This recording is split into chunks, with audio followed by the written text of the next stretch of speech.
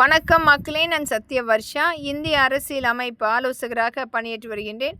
அனைத்து இந்திய அண்ணா திராவிட முன்னேற்ற கழகம்தான் ஆட்சி அமைக்கப் போகிறது என்பது ஒவ்வொரு மாவட்ட ரீதியாக, தொகுதி ரீதியாக மக்களுடைய ஆரவாரமான அந்த கூட்டம் பிரதிபலித்து கொண்டிருக்கிறது. வரப்போகிற ஆட்சி அமைப்பு அனைத்து இந்திய அண்ணா திராவிட முன்னேற்ற கழகத்தின் ஆட்சி என்று நடந்த அநீதிக்கு முழுமையாக தீர்வு எட்டப்பட வேண்டும் என்று ஒவ்வொரு மக்களுமே காத்து கொண்டிருக்கின்றார்கள். நம்மளுடைய தமிழ்நாட்டின் மரியாதைக்குரிய முதலமைச்சர் வேட்பாளராக மாண்புமிகு எடப்பாடி கே பழனிசாமி ஐயாவை ஆதரித்து இரட்டை இலை சின்னத்துக்கு வாக்களித்து அவரை முதலமைச்சராக கொண்டு வரப்பட வேண்டும்.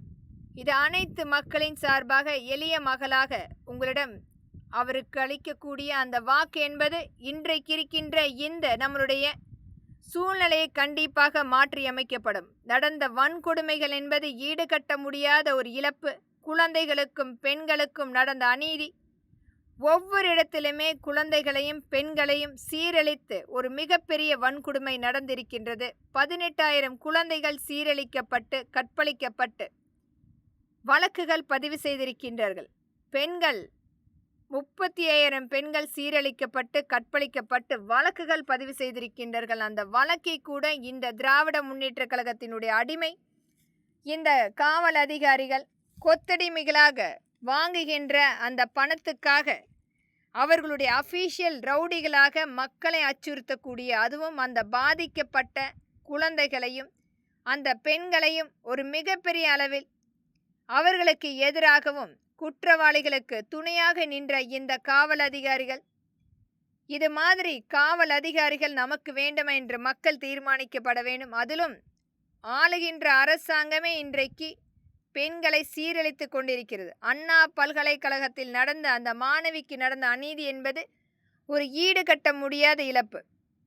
அதற்கு காரணம் உதயநிதிதான் என்று தெரிந்தால் கூட மௌனம் காத்து கொண்டிருக்கும் இந்த அரசாங்கம், காவல் அதிகாரிகள், ஊடகங்கள், அரசியல் அமைப்புகள் இன்னும் யார் அந்த சார் என்று ஒவ்வொரு இடத்திலுமே அச்சுறுத்தக்கூடிய வன்மத்தை செய்துவிட்டு இன்றைக்கு தீர்க்க முடியாத ஒரு கடன் சுமையை நம் தலையில் கொண்டு வந்து இந்த திராவிட முன்னேற்ற கழகம் கொடுத்து சென்றிருக்கிறது. ஒவ்வொரு மக்களுக்குமே கட்டாயமாக நாம் மாத தவணையாக செலுத்தக்கூடிய ஒரு அச்சுறுத்தலான சூழ்நிலை காத்து கொண்டிருக்கிறது.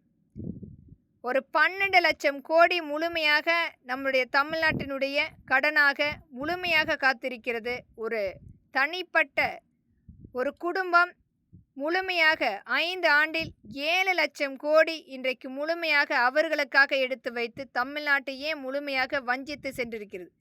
நிர்வாக சீர்கேடு, தங்களுடைய விளம்பரத்துக்காக ஒரு நாளைக்கு 4 கோடி ரூபாய் மக்களுடைய வரி பணத்தை எடுத்து செலவு செய்திருக்கிறது. ஆனால் இன்றைக்கும் அந்த மக்கள் அந்த 3 வேளை உணவருந்த முடியாமல், வசிப்பதற்கு வீடு கட்டமைப்பு இல்லாமல், அவர்களுக்கு தேவையான அந்த வேலை வாய்ப்புகளும் தொழில் வாய்ப்பும் அமைக்கப்படாமலும் இன்னைக்கும் அவர்கள் வாய்ப்புக்காக காத்து கொண்டிருக்கின்றார்கள். இந்த திராவிட முன்னேற்ற கழகத்தினுடைய சீர்கேடான ஆட்சி அமைப்பு நமக்கு வேண்டும் என்று மக்கள் கண்டிப்பாக தீர்மானிக்க வேண்டும்.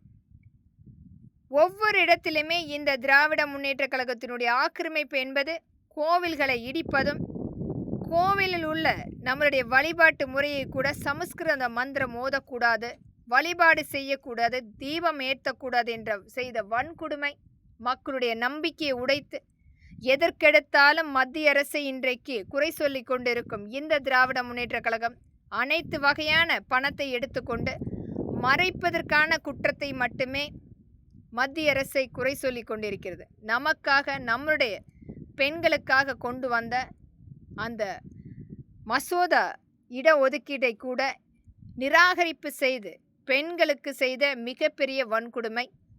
இதை அனைத்துமே கருத்தில் கொண்டு வாக்களிப்பீர் இரட்டை இலை சின்னத்துக்கும், நம்மளுடைய கூட்டணி கட்சிக்கும், நம்மளுடைய முதலமைச்சர் மாண்புமிகு எடப்பாடி ஐயா தான் என்று தீர்மானித்து வாக்களியுங்கள் மக்களே. நன்றி, வணக்கம்.